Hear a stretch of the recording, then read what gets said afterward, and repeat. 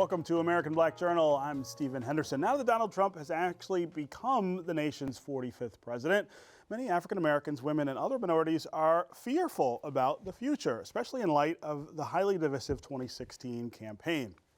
Also of concern is the president's promise to repeal and replace the Affordable Care Act. Joining me now to talk about this and more are Kim Trent, an active civic and community leader here in Detroit, Keith Owens, who's the senior editor of the Michigan Chronicle, and Greg Bowens, a public relations and political consultant. Thanks to all three of you for being here. Thanks for having us. Yeah, I want to start with the president's words out of his own mouth. Let's take a clip at one of the things he said this week.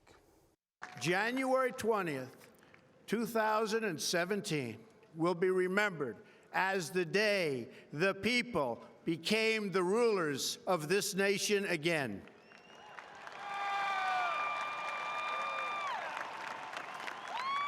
The forgotten men and women of our country will be forgotten no longer. Everyone is listening to you now. You came by the tens of millions to become part of a historic movement, the likes of which the world has never seen before. Well, the likes of which the world has never seen before. He's right about that. Except showing up the next day. The women's march. Right. The unprecedented nature. The first thing to keep in mind is that we didn't really see that. Right. You know, it doesn't matter if don't believe your lying eyes. I mean, right. So we're in an age now where it doesn't matter what's on tape, doesn't matter what you've seen. Right. He did not see it. The media planned it. It was a coup. You have to stop believing what comes out of his mouth and believe what's in his heart. Right. Let's look at what we need to find that first. Let's talk though about this first week that he has been the president. He's been busy signing executive orders about a lot of different things, but he's also promised a lot of things. And as an African American, as a member of the African American community, we have been really worried about a number of things that he's talked about. We haven't seen them quite yet. But they're coming. Well, I think we have seen some things. He's already, his administration has already said that they're going to be cutting funding to the Civil Rights Division of the Justice Department. They've taken down the website for the Civil Rights Division and replaced it with a website in praise of law enforcement, as if those two things are somehow at loggerheads. I mean, you can support law enforcement and also civil the rights. civil rights of Americans. I can imagine that. But for some reason, there seems to be this, pitting of those two entities. And there's almost a messaging at work there as much as there is a policy framework, right? It's saying this is not important, this is not a priority.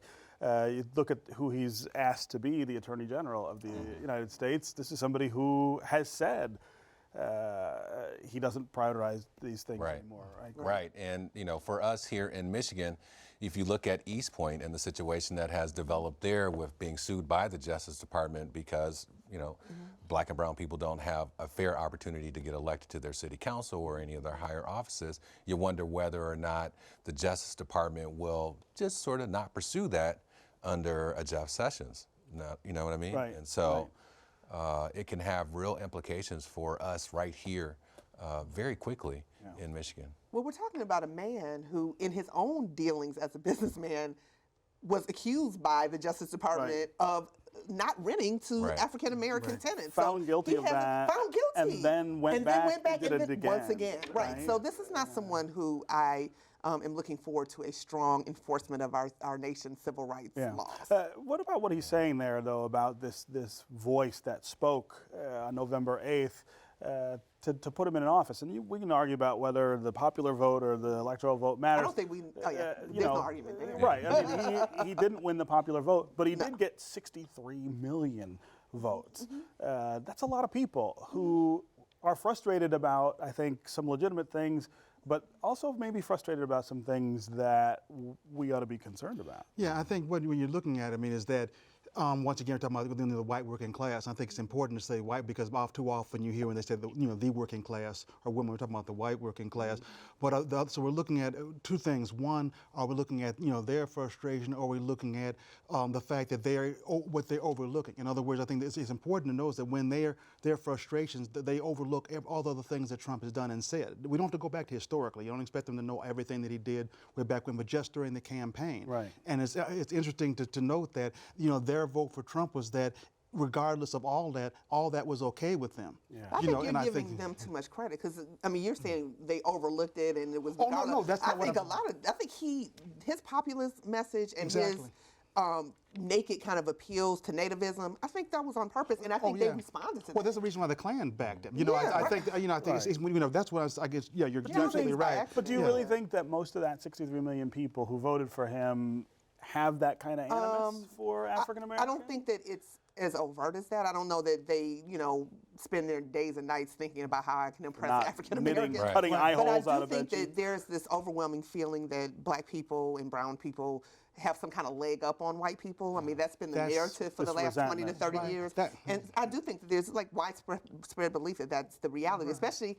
I mean, the election of the first black president really, I think, for a lot of them, reinforced that mistaken. Right. I think that's what I'm trying to say in the sense that they are, when I say they're not overlooking, but in the sense that, what the things that Trump said and did don't matter as much to them. In other words, when he says racial things, racist things, the things are like, well, so what? Well, it's like, black folks get upset too fast. It's like that old guy that lives in the corner house, that comes out on the porch and says all this crazy stuff to the kids running by, and you just sort of ignore him. Right? Now he's the president. Yeah, now he's the president. We elected that guy, and it's interesting because I keep asking myself whether or not we have come to the end of the golden age for African Americans, which would could That's an interesting way to phrase it. Yeah, the golden age of African Americans lasted 8 years. Is that what it is? That's all we get out of 400. Out of 400, here's your 8. But we've always been on but golden age. So, okay, let's talk about that. Yeah.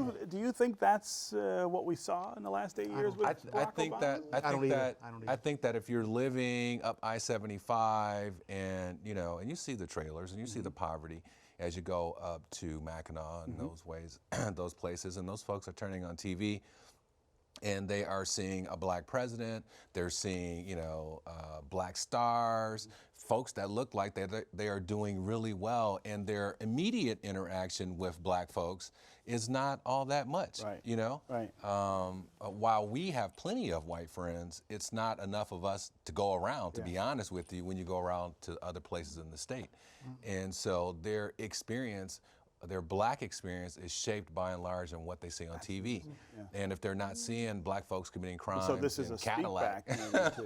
But it's also, I think it's a dying gasp. I mean, I think that they're pushing back against the future. I mean, the browning of America is real. I mean, it's not just the browning of America, gays, transgender, all of that. That's what's coming. And I think it's the same thing like with technology when they're talking about, bring back my coal jobs. That's gone. Well, unless you can deport everybody. Well, right. I mean, that's also the immigration stuff he's doing, which he announced early this week and is going to do, I guess, for the next couple of days, doesn't affect African Americans, but it does speak to this othering, I suppose, of non-white Americans. Well, you know what? And there's a mean-spiritedness that I've seen in it. Like, I just read yesterday that there is no more Spanish translation on the White House .gov. I mean, why? Why would you do that? I mean, that is, as you said, a political statement that if you don't, and we are a nation of immigrants, and all of us at some point, or our ancestors, came to this country without being able to speak, unless your ancestors came from England.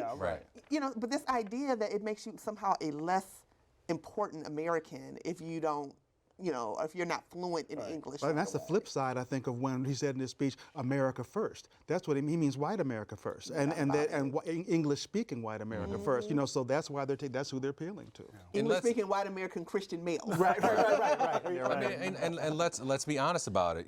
Talking about building a wall and starting to, he signed the executive order to build the wall, and now we're seeing images on TV of a wall being built. Although I don't know where the hell that came from. I assume that there's portions of a wall and fencing along the border. Sure. But all the talk about immigration is really centered around brown people. Yes. And black folks and black immigrants are not going to be able to escape that.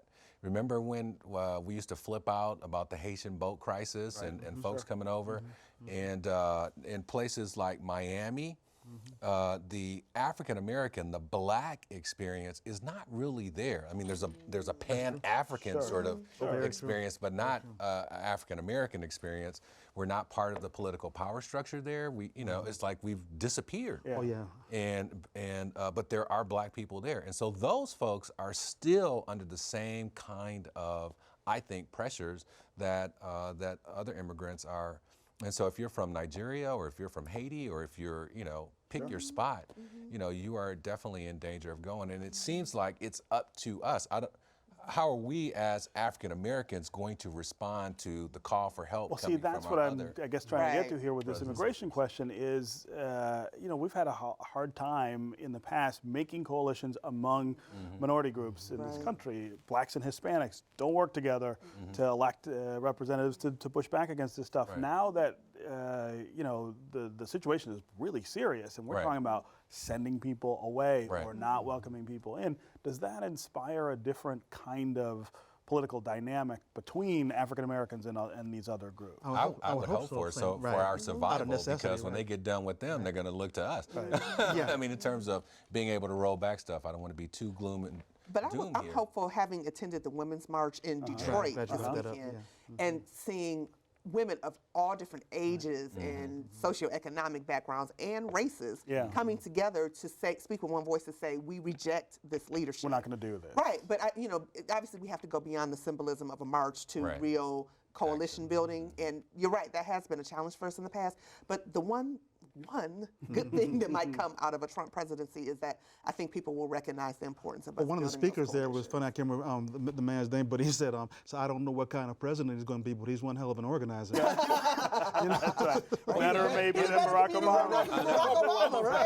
I mean, one of the things that we always know is wherever you come in at, black is always seen as the lowest part of the totem lower pole. than you are. No so matter the where you Arab are. folks and the Hispanic folks can take their lumps and go, well, at least I'm not black. Well, now it seems like there's a different kind of dynamic. Although I'm wondering now if women are at the bottom of the totem pole, because to be honest, with this last election brought into real sharp focus for me how widespread misogyny is. And the thing that's insidious about misogyny is you can be a woman and be a misogynist too. And so I have heard conversations in the beauty shop and other places about why I have concerns about a woman being in charge that you just wouldn't think you would hear in 2016, and I heard them. And so now I'm wondering if women are actually lower on the poll than we thought we were. And taking that into consideration, do you think that now that Hispanic is no longer the new white and Arabic is no longer the new white, do we really have that opportunity to build a coalition?